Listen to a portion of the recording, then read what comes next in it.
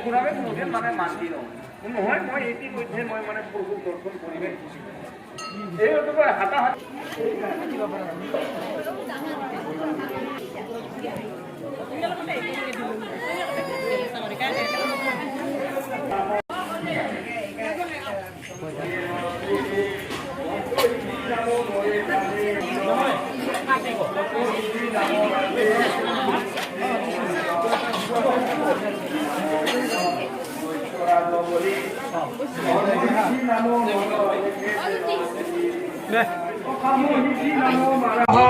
আজি আমি ফাগুনাবাসী ৰাইজে এদিনীয়া কাৰ্যসূচীৰে শ্ৰী শ্ৰী গণেশ পূজা পাতিব লৈছোঁ। এই পূজাখন আৱিৰ্ভাৱ হৈছিল 1957 চনত। নৰ্মী ৰায় বুলি এজন ব্যক্তি আছিল। তেওঁ সপোনত গণেশ প্ৰভুৰ আৱিৰ্ভাৱ হোৱা বুলি সপোনত পাই এই পূজাখন 1957 চনৰ পৰা আৰম্ভ হৈছে।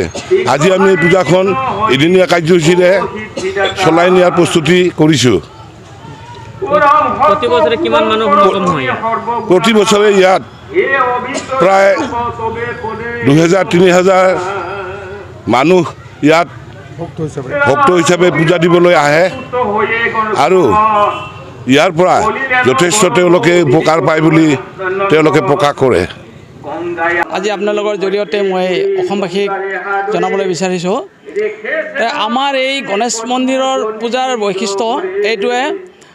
আমাৰ ইয়াত গণেশ মন্দিৰত বহুত ভক্তসকলে তেওঁলোকৰ মনৰ বাঞ্ছা পূৰ্ণ হয় আৰু তেওঁলোকৰ যিবিলাক মনৰ বাঞ্ছা নিজকে প্ৰাৰ্থনা অৰ্চনা কৰি যায় সেইবিলাক ভক্তসকলে উপকাৰ পায়। সেই উপকাৰ পালে তেওঁলোকে বছৰত এবাৰ ভক্তসকলে আহি গণেশ মন্দিৰত আহি পূজা দিবলৈ আহে। এইখিনিয়ে তেওঁলোকৰ বিজনীৰ বাহিৰে আন কোনো ঠাইৰ মানুহ আহে নেকি?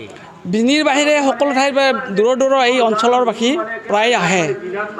অকল বিজনীৰে নহয়, মাণিকপুৰ, জকুৱাপাৰা, ভাটিপাৰা বুলি কয়, ভাটিপাৰা এইফালৰ কপটু বুলি বড়োসকল, হাঁহচৰা, গোসাইগাঁও, তাৰপিছত শিয়ালমাৰী, তাৰপিছত এই বাগৰগাঁও অঞ্চলৰ পৰাও ইয়াত মেলা